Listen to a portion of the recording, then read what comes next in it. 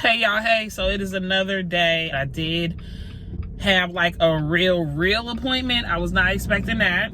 And what I mean is I got my cervix checked. I didn't know that was going down, y'all. I swear I'd be clueless. Got my cervix checked and it's closed. But the doctor did feel baby's head. So baby is facing down. That's lit. That means he's getting ready to come up out of there. Okay, it's about that time, fam.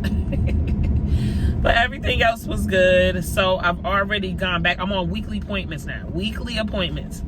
So I just went to an appointment just now.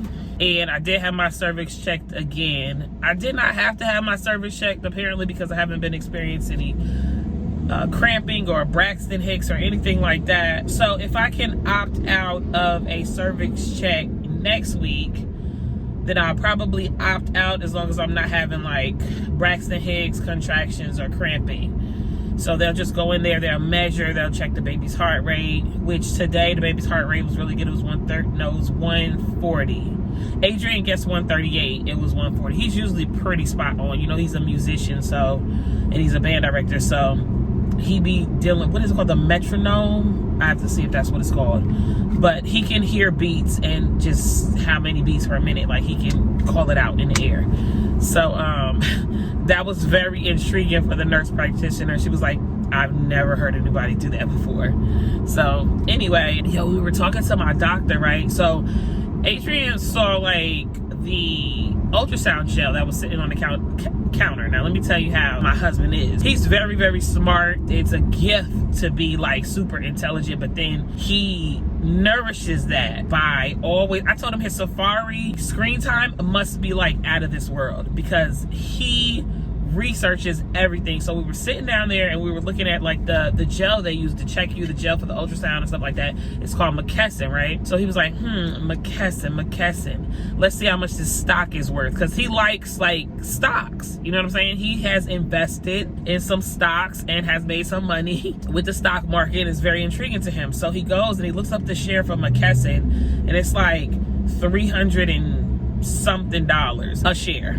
So he's like, dang, $340 something a share. And then he starts reading about McKesson. McKesson is like medical supplies, medical supplier, all of this stuff, right?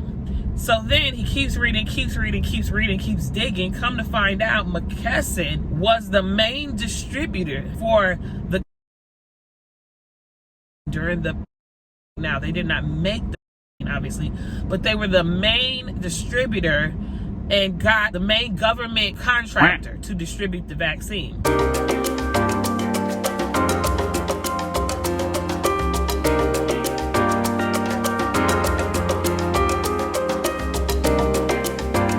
So we got to think like, you know, it just sends you down the rabbit hole. Well, how did they get this contract? So I was like, who's the CEO of McKesson? Because McKesson brought in something billion last year, I think.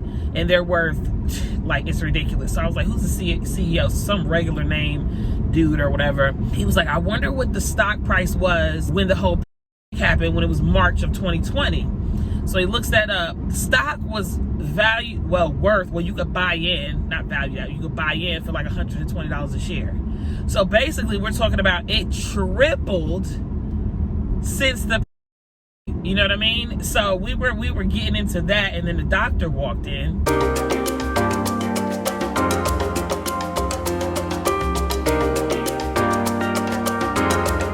He was like, oh, you checking the stock market? He was like, I was like, yeah. He was like, I told him, I said, he got intrigued by this McKesson, and we just found out like how much is worth. So we started talking about that, right? Listen, you got to talk to people, and you got to talk to people that got money, okay? Because my doctor, he's a doctor, he does well.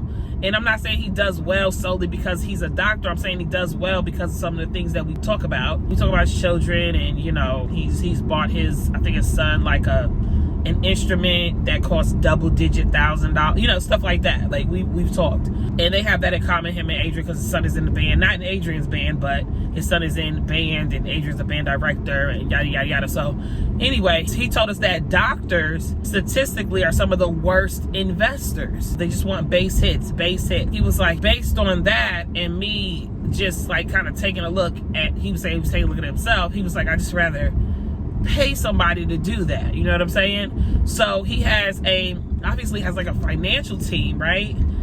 it's so, you got to talk to people. Kanye West be onto something. Kanye West was talking about, how you don't read books. He said he never read a book. I'm not saying not to read a book. I'm just saying he was right when he said you got to talk to people. So my doctor started saying how he sat down with like the financial advisor, investment advisor, whatever it's called, and the first thing they asked him was like, how do you feel about money? Like, are you trying to save a bunch of it? What are you trying to do? And the doctor said that he wasn't really interested in leaving his kids a bunch of money, because he started naming these people, like these famous people. I can't even think of one right now. I'm sure Adrian can. He started naming these famous people and how after 3 generations, they were all broke. They didn't have no money. And he was like, all of them were left buku amounts of money by their parents. And it's been statistically proven that when that happens, the generational wealth, that's y'all term, I hate that term, the generational wealth that you thought you were creating when you were alive dies out after 2 to 3 years, because the money is gone. Instead, what has lasted has been when parents spend their money on their children. He was like, instead of leaving my kids like $500,000 or whatever, each one of them get $500,000, or even, some of the people leaving their kids more than that. He said, you pour into them and you spend it on them now. Not saying that he depletes his savings, okay? He's doing well, you know what I mean? But the goal is not to leave them a bunch of money. The goal is to pour into what they're passionate about. So if his kid wants and I don't remember how much this instrument costs, but it was a lot of money because it cost more than the car that they bought him, okay? And they didn't buy him a brand new car. They brought him a inexpensive good car, even though he's a doctor, you see what I'm saying? But bought him an inexpensive good car, one of the kids. So this is what this kid has been interested in. He's been we've been talking about this kid and this instrument for a couple of years now. And he was like, well, I'm gonna go get him this instrument. Like, parents don't buy their kids these instruments, they rent them. This is what he's into. This is what I'm gonna get him. So then if you have a kid who maybe is into woodworking, he was like, what I'm gonna do is I'm gonna take the garage, or he made a reference to Steve Jobs, but this was the example he used. He said, I'm gonna take my garage and I'm gonna pay somebody to renovate it so that it's now a woodworking shop for them. Now the kid can be at the house doing woodworking, yada, yada, yada. Expose them to things. He's talking about how they just went to the cabin. They had fall break. They went up to the woods. They were staying in the cabin. He was talking about how him and his wife went to go get some wood from the store and some milk, came back. It was a bear in the oh, look at that plane. It's so low. And it's a personal plane. Have y'all ever flown on a personal plane? I have. Oh, I want to go with them. That's lit. Oh, he's having fun. Is he about to land? Ooh! Oh, what is he doing? He just looks like he's falling. Oh my God. He's doing tricks, y'all. In the plane with the propeller on the front, like a personal plane. Let me tell you, years ago, when I was working at the middle school, I had a lady that I taught with. Her and her husband had a personal plane. They had a private plane. And for Christmas, they used to take their friends. They would choose their friends who they wanted to take on a plane ride and fly over the city. Why did she choose me, y'all? Let me tell you something. That was one of the best experiences, being on somebody's private plane, flying over the city at night. It was beautiful. It was during Christmas time. What an experience. That's the kind of stuff I like to do, y'all. That's me right there. Okay, so anyway, he was saying, pour into your kids, expose them to things, have them go places.